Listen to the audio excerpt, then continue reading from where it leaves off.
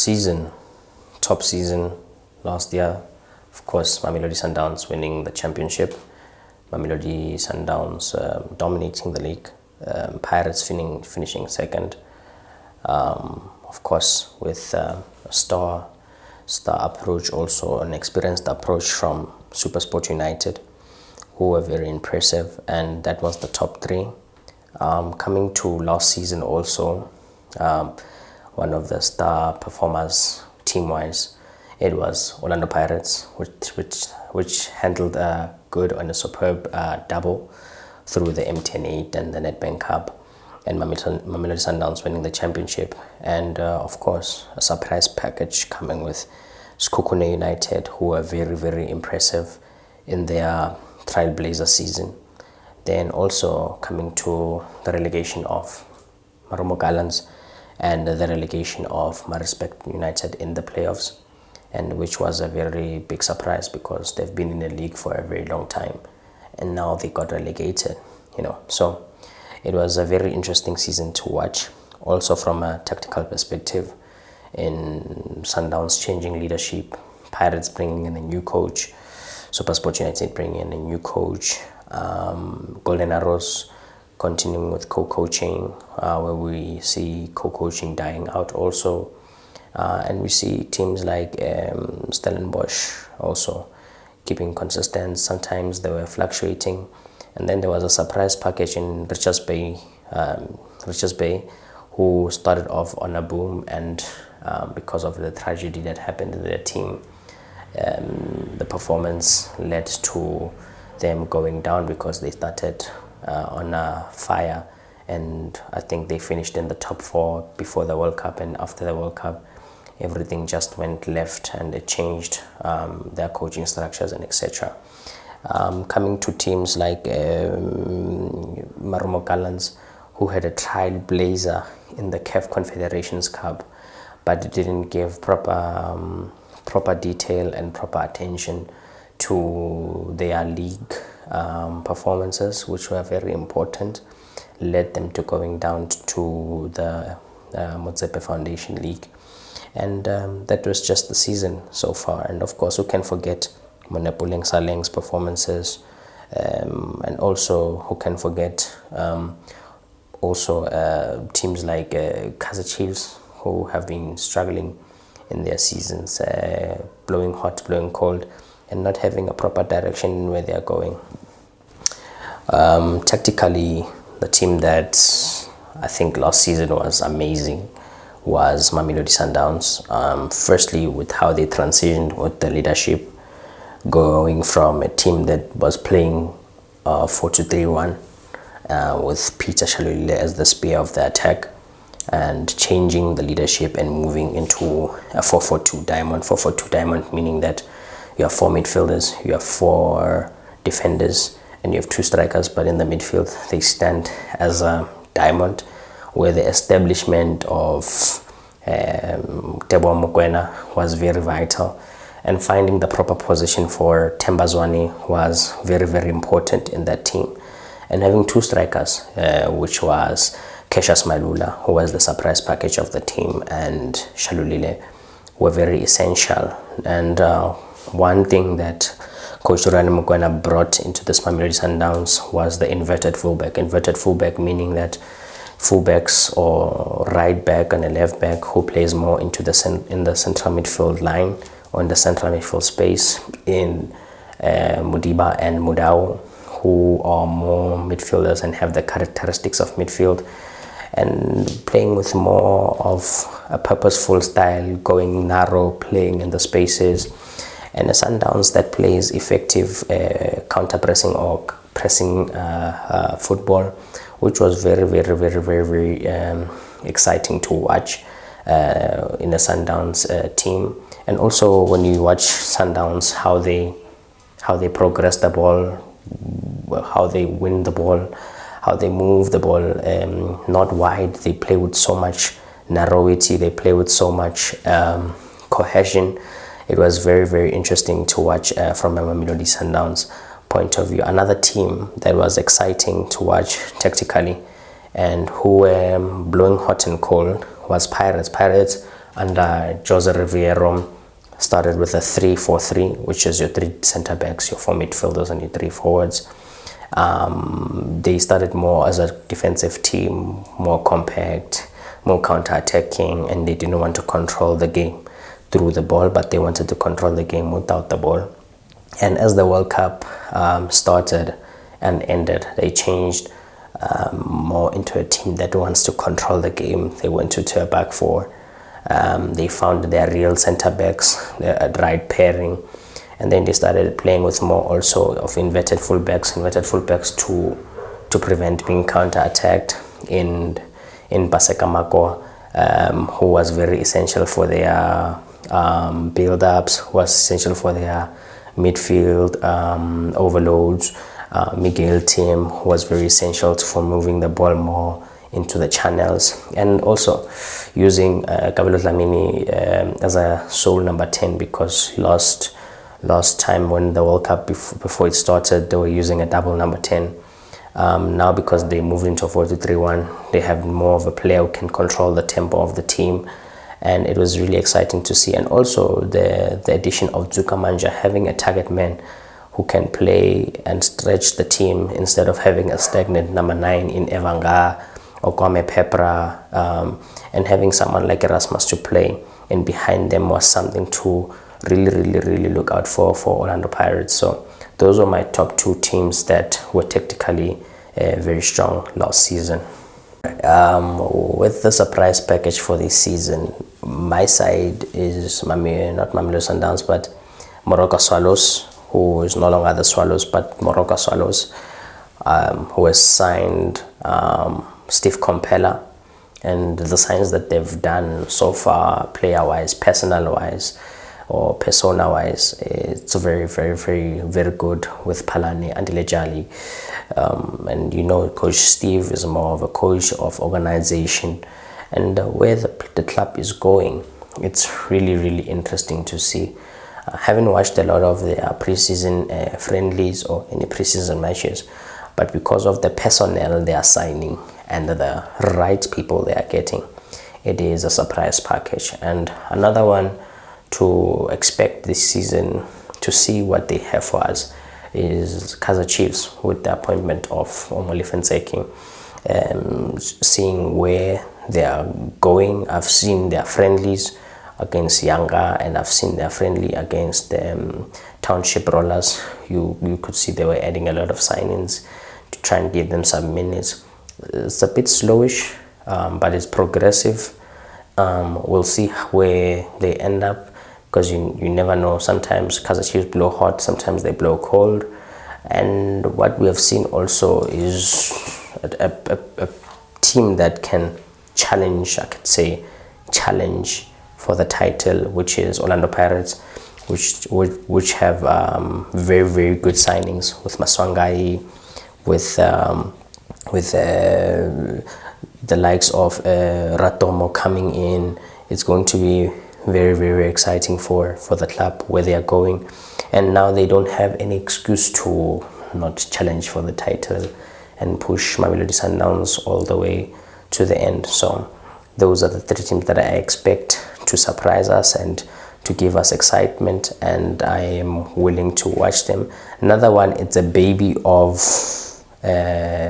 Regenesis, which is Cape Town Spurs with Sean Bartlett. They are back in the league, and I'm anticipating very good Friday night football at Athlone Stadium, where it's going to be a high-paced dynamic counter-attacking style from a Cape Town Spurs team, and that's what I'll be expecting this season so far. So my top signings to watch out for this season before it begins: number 1, Junior Mandieta from Mamelodi Sundowns, recruited from Stellenbosch FC. We have seen how remarkable he is, how fluent he is, and how very dangerous he is when he goes on the attacking mode. The other one is for Kaizer Chiefs, given him Simango. Kaizer Chiefs has been having dilemmas centrally or at the back, and surely given him Simango might be the answer to their problems. And then we have Andile Jali for Morocco Salus from Mamelodi Sundowns. Amazing. We all know how proficient Andile Jali is. We know how he can move. We know how he can pass. We know how he can operate and dictate the midfield space. And then the last one, or the second last one for me, would be Patrick Maswangai from Orlando Pirates.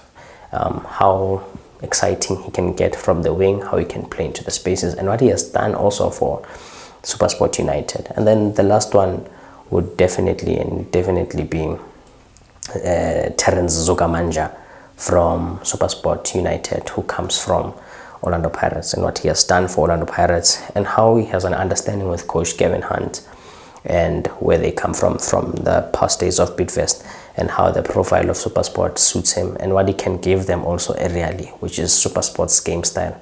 So those are my best signings for the season. The top 8 this season, I hope I get it right. Number 1 for the championship, it will be Mamelodi Sundowns, but it will be a very narrow championship race. Number 2, Pirates will come again, number 2, but the title contenders will be Sundowns and Orlando Pirates. Number 3, I will give it to Kaizer Chiefs for a benefit of the doubt with the signings they've made, with the personnel they have, and with the unpredictability of the coach who is in the club. And then number 4, I'll give it consistently to SuperSport United, who will battle it out with Cape Town City for number 5. Number 6, I will give it to Morocco Swallows because of the personnel that they have in playing staff and in coaching staff. And number 7, I will give it to Amazulu with what I've seen in the preseason they've been doing, and the new coach and the new energy that they have around the team. And to close off, because of consistency, the 8th position, consistency, people who have been always fighting to be in the top 8, I will give it to Golden Arrows. I think they have the edge to do it and the energy to do it. So that's my top 8. The 2 teams who will go for relegation, or who will compete for relegation, would be Richards Bay, because I'm doubtful of where they left off and where they're going and the players they let go of. Then for playoff spot, I'll give it to Richards Bay. And then for relegation, I will give it to Polokwane City because of the players they've let go also, and also not even trying to put in some signings or being the new babies again of the league. I think for player accolades, defender of the season would be given him Simango for my prediction, because of where he stands, what club does he play for, and his way of commanding the back line is amazing and superb to watch. Another one in the midfield, I think I could still go with Teboho Mokoena, who has been evergreen, ever consistent, and can surely win the midfielder of the season again. And the top goal scorer, I will be looking at not Teminkosi Lodge, but Peter Shalilile, and I'll be looking at Kanyisa Mayo from Cape Town City, who has been evergreen also and ever consistent. So let's see how the season goes with those 2 guys. So for Friday's fixtures, we have Mamelodi Sundowns against Kukune FC. I'll give it to Mamelodi Sundowns, firstly because of pedigree and who they are and what they have done last season. But football is not about what you have done, but because Mamelodi Sundowns are defending champions, they should get the win. But we've seen the match of Mamelodi Sundowns and Skokune last season, where Skokune was giving them problems at Peter Mokaba Stadium even last year. And even today or on Friday, they will be playing at Peter Mokaba Stadium. What we can expect from Skokune FC, of course, is a Brandon Tuta side that is very compact, very defensive, very well organized, and that looks to play beyond with the counter attack. We're looking at a team that is depending on the leadership of the evergreen Kamohelo Mokojo, Sfiso Vilagazi, and Edwin Jima to keep them solid there for us as the senior players. So we've seen that they gave problems, of course, with the wing backs going up and down, and a lot of teams struggle with that. And that's what we'll be expecting for a period of 60 to 70 minutes, just a team that sits behind and managing the spaces and trying to go on the counter attack. And this season, when we watch Mamelodi Sundowns, we don't know how they will come. We don't know if they'll come back with 4 Diamond Tour because of the coach that they have, who always changes a lot of ideas and is always thinking about the next plan, the next move, the next attacking pattern.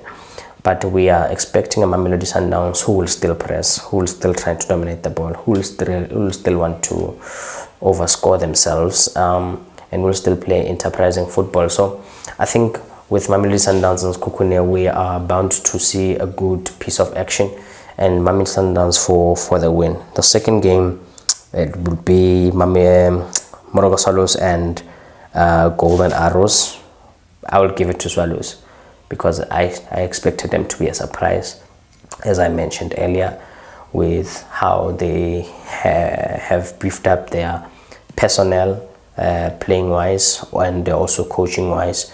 So I expect them to not win comfortably, but earn their result against the Golden Arrows, who has high energy and always uses players who are new, who we don't know about, who are hungry and want to prove a point. So we are bound to have a good game there with Swallows.